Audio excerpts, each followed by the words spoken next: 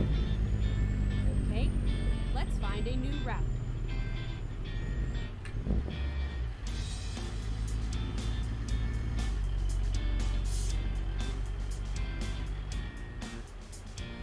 Good afternoon everybody, welcome back to American Truck Simulator.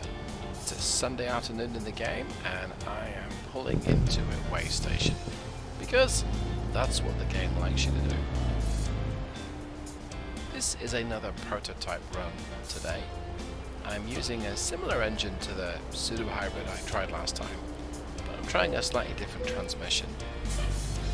I'm not sure whether I would say it's been upgraded, but it's now 4-speed as opposed to a 3-speed. It's... no, it's okay. It's probably better in some ways than the 3-speed. And as you can see here, it picks up reasonably well. This is a 400 horsepower engine, but it does have oodles of torque from 0 RPM, thanks to me attempting to model an electric motor.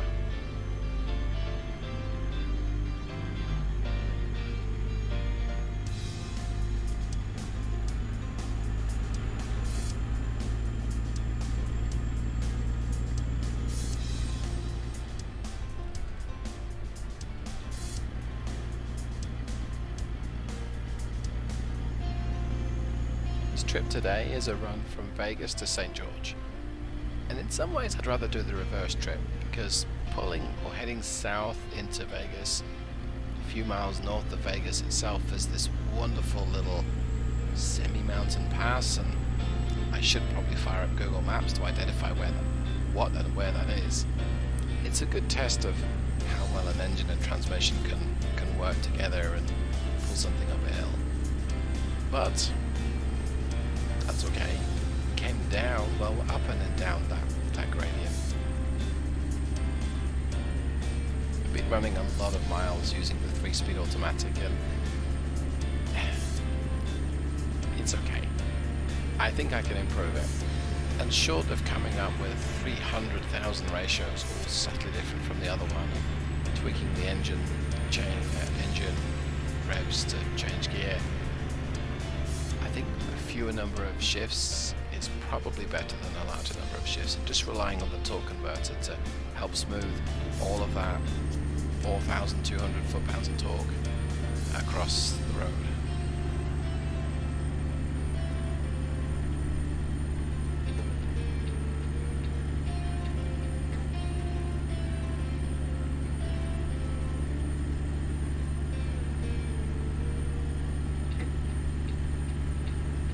Today's cargo is not particularly heavy, it's 37,500 pounds.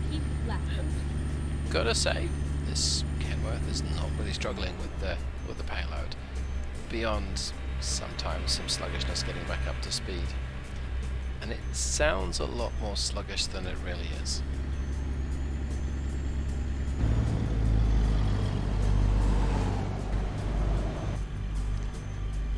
This is probably the hardest part of tweaking the engine transmission that I've come up against so far. And that's, well, if you're not used to how the combination performs, pulling out to pass someone just can be a nightmare. Should I have changed down? Would it have let me change down? I'm driving it in automatic mode. And in this case, I ended up having to move back to the right-hand lane. Just simply didn't have the acceleration.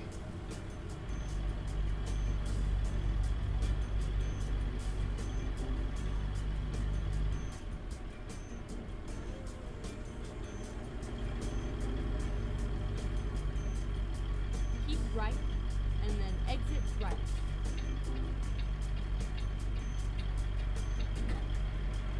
Exit right.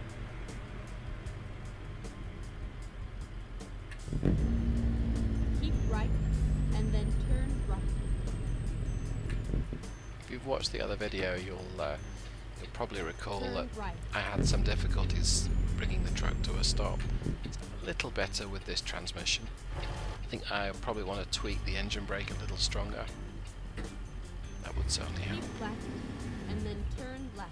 Probably also helps if I don't shift down to first, of course. Turn left. Oh, I'm gonna make it. It was green when it went through. Your Honor, honest. okay, that's a little sneaky, but yeah, I didn't want to wait there for the 17 hours it would take for it to go back to being green, and we're practically here. This has changed a little bit since last time I was here. Oh, a dump truck on the left. Turn left. I'm not planning on doing a difficult parking maneuver here because I get bored of making a fool of myself. This is where it ends.